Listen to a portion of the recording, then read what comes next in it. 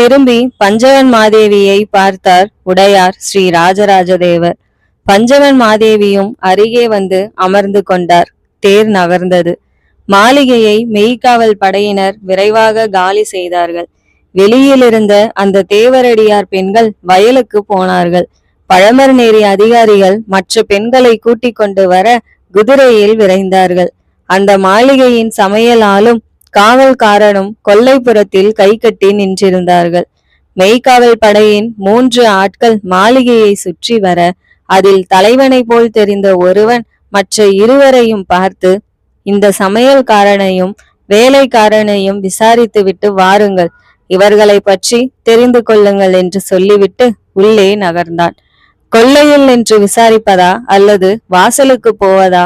மன்னர் கிளம்பி கொண்டிருக்கிறார், எனவே வாசலுக்கு போவது நல்லது என்று யோசித்த மெய்காவல் படையினர் இருவரும் வாசலுக்கு வாருங்கள் என்று கட்டளையிட்டுவிட்டு வாசலுக்கு விரைந்தார்கள். சமையற்காரன் முன்னே நகர்ந்தான்.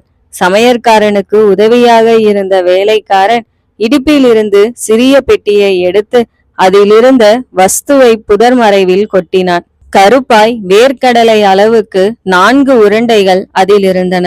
அந்த உருண்டைகள் செடிகளின் வேர்களில் விழுந்தன. அந்த வேலைக்காரன் செடிகளை வேடிக்கையாக பார்த்தான். இன்னும் 2 நாளில் இந்த செடிகள் முற்றிலும் கருகிவிடும் என்று அவனுக்கு நன்கு தெரியும். வாசலில் தேர் நகர மன்னரின் மெய்கீர்த்தி சொல்லப்பட்டது.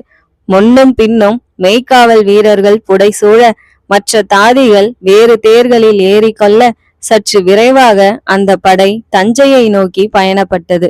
மெய்காவல் படை தலைவனை அருகே அழைத்து ராஜராஜர் அவன் தோளில் கை வைத்தார். சேனாதிபதி பிரம்மராயருக்கு நான் தஞ்சைக்கு நகர்ந்து விட்டதாக செய்தி தெரிவித்து விடுங்கள். விரைவாய், மிக விரைவாய் அவரை நோக்கி ஆள் அனுப்பி வையுங்கள்.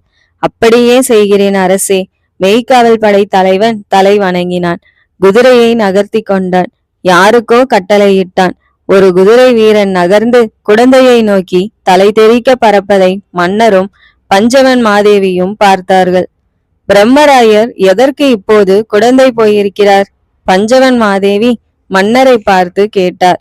கருவூர் தேவரை சந்திக்க. மன்னர் ஒற்றை வரியில் பதில் சொன்னார்.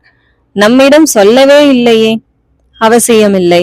அவசரம் எனும்போது சில சமயம் அவர் என் உத்தரவை எதிர்பார்க்காது தன்னிச்சையாய் செயல்படலாம். கருவூர் தேவரை அப்படி அவசரமாய் பார்க்கும்படி என்ன நேர்ந்தது? பஞ்சவன் மாதேவி கேள்வி கேட்டார்.